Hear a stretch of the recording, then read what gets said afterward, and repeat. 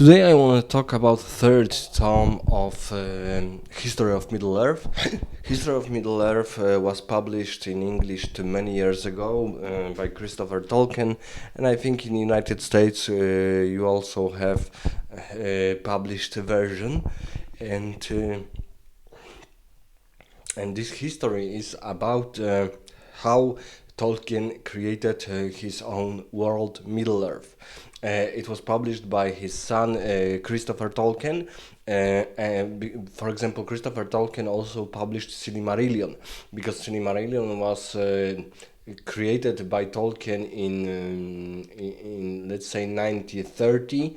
It was already almost done, but Tolkien didn't have time to finish it, and only his son Christopher gathered all materials and published it in 1976.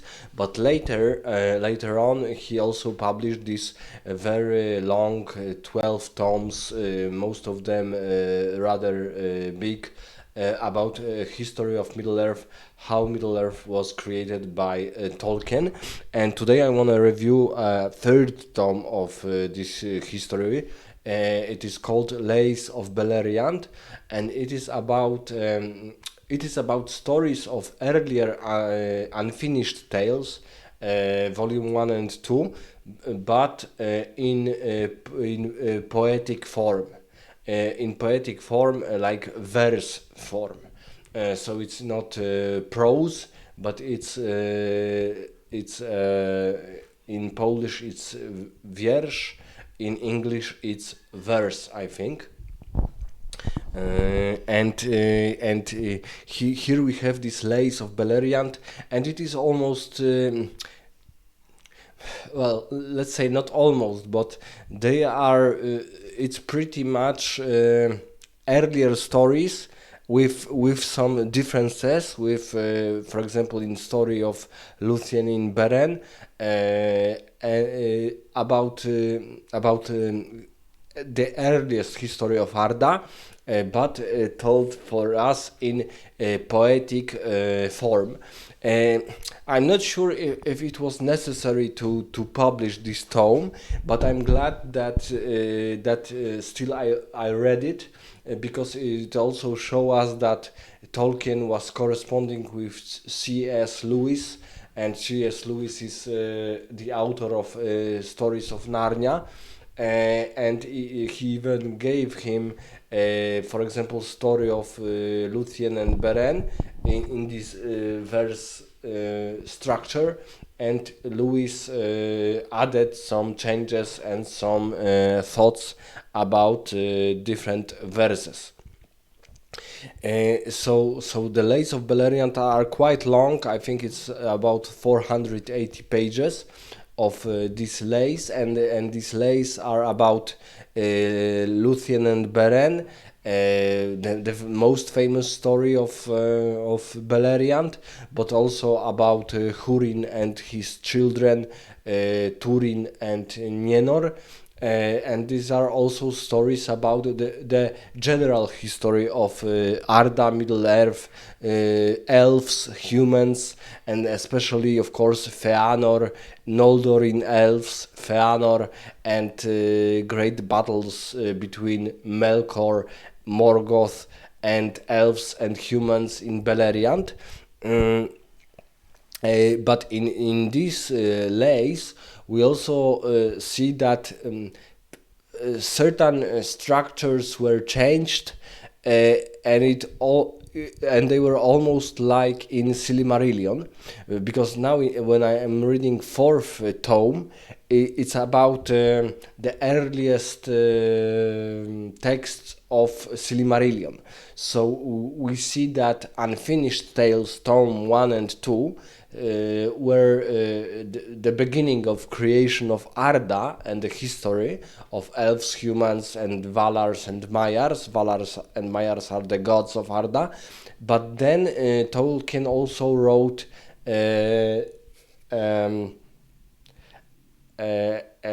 draft of Silimarillion. So it is almost it's similar stories to those in Unfinished Tales, but not as similar as we would think. So there are changes there, but in this third tome, we have also all these stories of Arda and of Middle-earth, but only in poetic form. So it's a little bit faster to read, but a little bit harder to understand because it's a poetic form. We need to be more careful and more focused on what we are reading. A Polish edition, which is published just right now in June of this year 2025, fifth tome was published, so, or even sixth, I think. So the history of Middle Earth is still not fully published in the Polish language, but the edition of this publish of History of Middle Earth is really impressive. Books are rather expensive, 100 zlotys, so it's like, let's say, $30. So for our currency, it's still an expensive book, but the edition is marvelously beautiful. The covers, front cover and back cover, all hard paper, very tough and beautifully graphically projected. So for example, in fourth tome we have a very nice looking picture of Ulmo meeting Tuor. So Ulmo is one of the Valars, and Tuor is one of the very famous humans of the first age.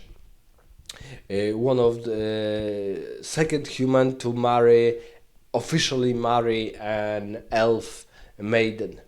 I would say that Lace of Beleriand is showing something which will be similar in Silimarilion. And Unfinished Tales, Tome 1 and 2, also the first tome and the second tome of History of Middle Earth shown us very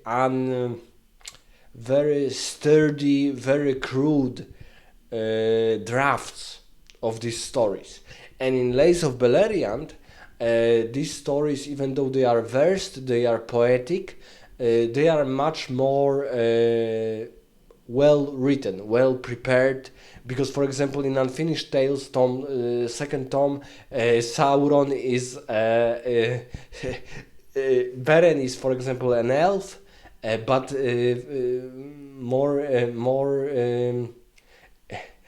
more unexpectedly, Sauron in first version of this story of Beren and Luthien is a gigantic cat called Tevillo.